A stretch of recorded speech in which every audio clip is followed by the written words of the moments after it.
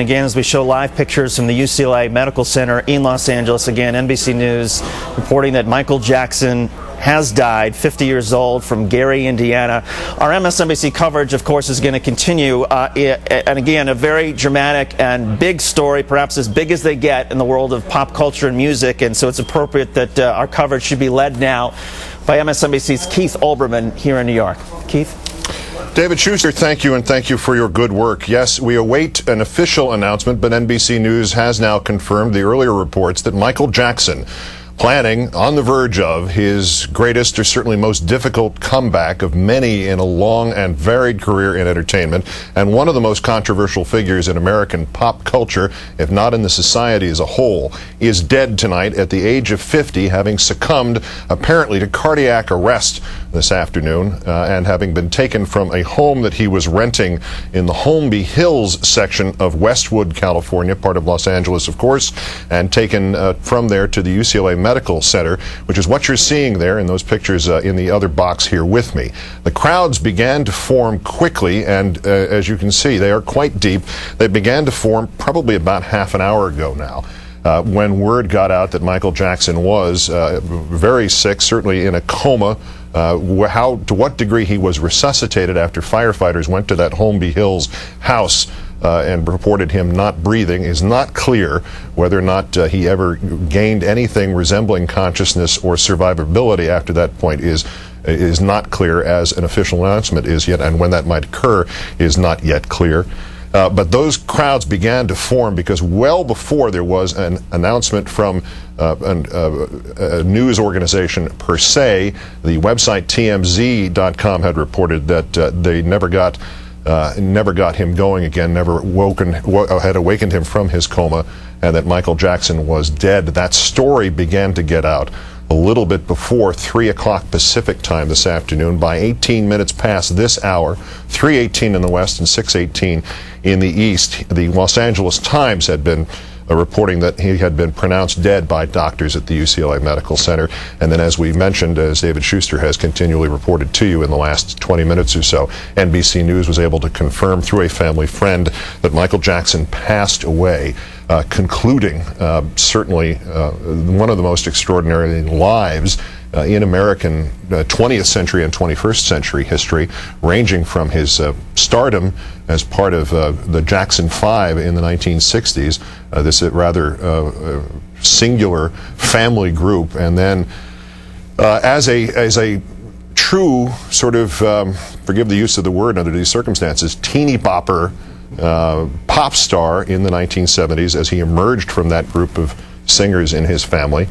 And then becoming clearly the #1 pop sensation in the United States and the world while still a teenager, and moving through his 20s in that role, hit after hit, and then being engaged in a series of phenomenal, extraordinarily publicized, and yet in some ways not to his career damaging allegations of child abuse.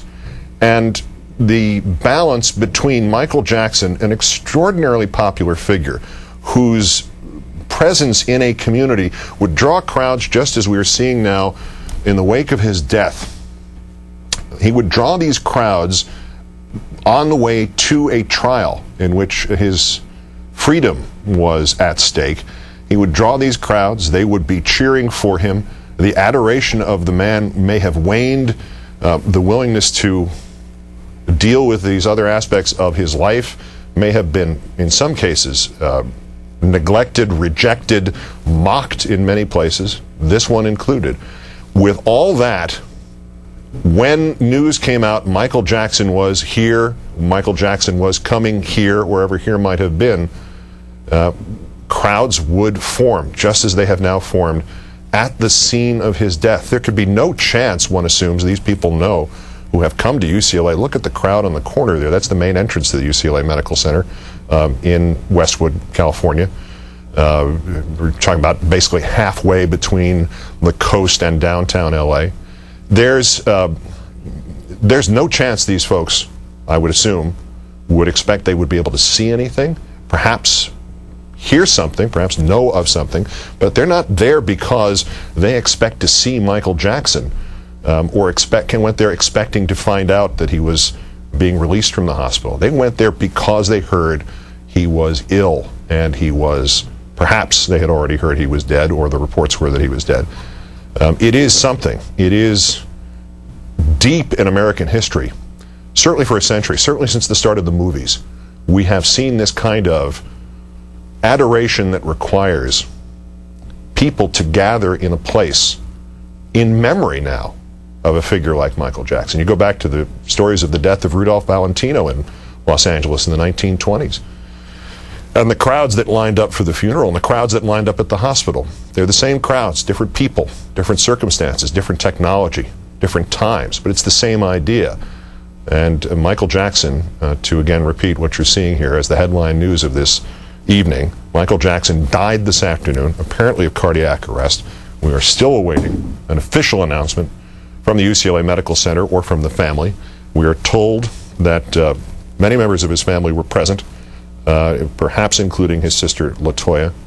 The timing is extraordinary. He was, in fact, we know, working out with a trainer in preparation for a major comeback tour in which he was going to once again rebuild his career.